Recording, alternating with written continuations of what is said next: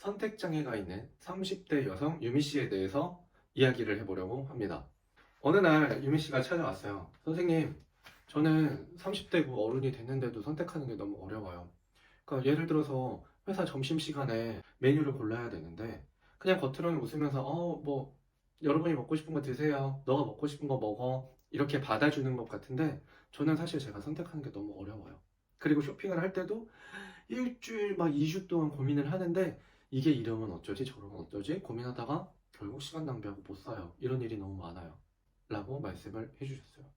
그럼 30대에 회사도 다니고 있고 한 이 어른이 된 유미 씨는 왜 그랬을까 하고 성장 과정을 들어보니까 성장 과정에서 엄마가 굉장히 신경질적이었대요.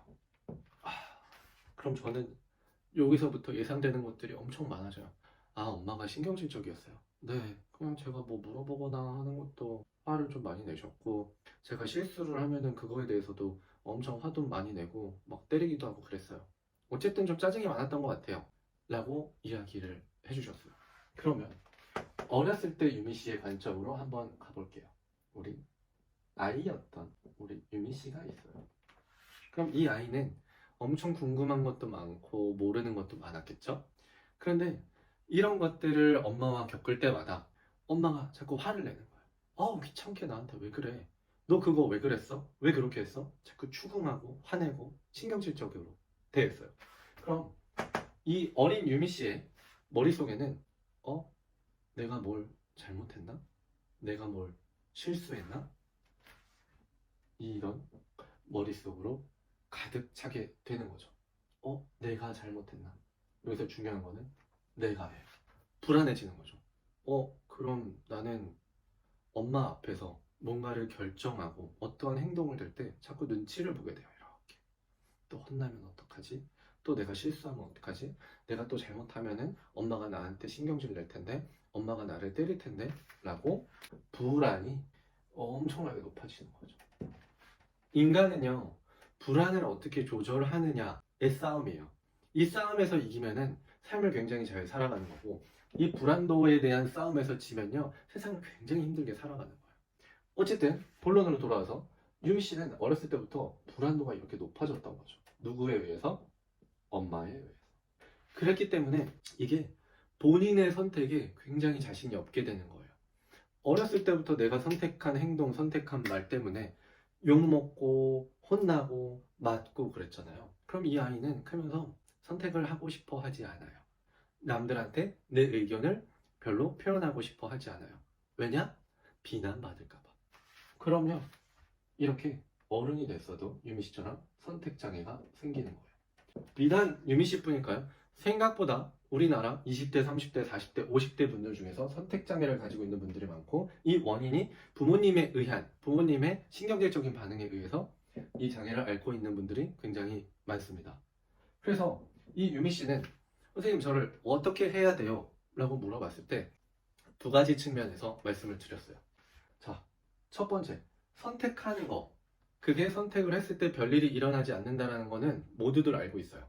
하지만 내 안에 있는 불안한 마음이 있기 때문에 이거에 자신이 없는 거예요.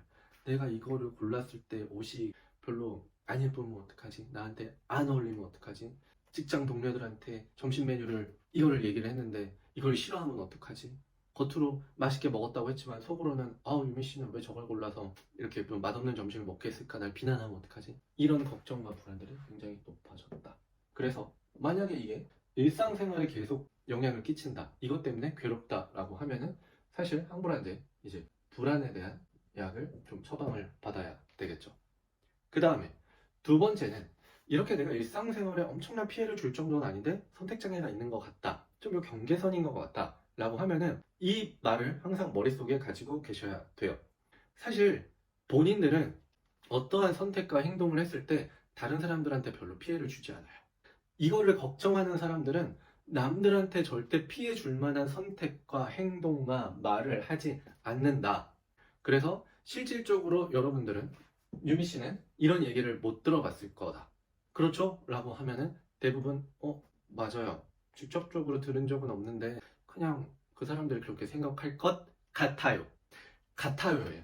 이 유미 씨도 항상 다 같아요예요. 같아요.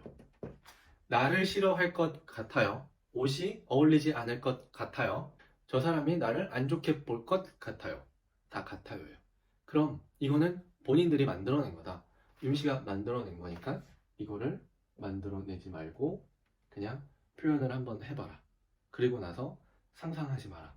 당신들이 어차피 상상을 해봤자 비관적으로 상상을 할 거기 때문에 선택을 한 거에 대해서 더 이상 생각을 멈추라 라고 말씀을 드려요. 그럼 이 사람들이 선택을 하고 표현을 하는 빈도가 많아지고 이게 타인에 의해서 수용을 많이 받는다 라고 하면은 궁극적으로 이 부분이 치유가 됩니다. 어렸을 때 엄마한테 받았던 거부, 좌절이 이렇게 다른 사람에 의해서 수용받음으로써 치유가 된다는 거죠. 이 과정을 저는 설명을 많이 드리고 있어요. 그래서 우리 유미 씨도 일상생활에 이렇게 영향을 끼치지 않았기 때문에 항불안제까지 먹지는 않았고 저랑 꾸준히 상담을 하면서 인지행동 치료 한 주 동안 있었던 이야기를 하면서 본인이 의사표현을 하게 만들고 이런 것들이 처음에는 걱정이 많았지만 점점 상담을 받을수록 아 내가 이야기를 해도 받아들여지는구나. 저 사람들이 나를 나쁘게 보지 않는구나. 아 이렇게 선택했을 때 옷을 시켰는데 마음에 안 들면 그냥 반품하면 되는구나.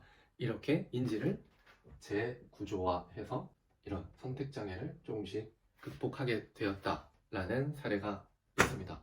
그래서 우리 유미 씨와 같은 선택장애를 앓고 있는 분들이 있다면 제가 앞서 말씀드린 이 두 가지 방법을 잘 생각해 보시고 이 선택적 어려움에서 벗어나서 편하게 선택하고 편하게 행동하고 편하게 표현할 수 있는 삶을 사셨으면 좋겠습니다.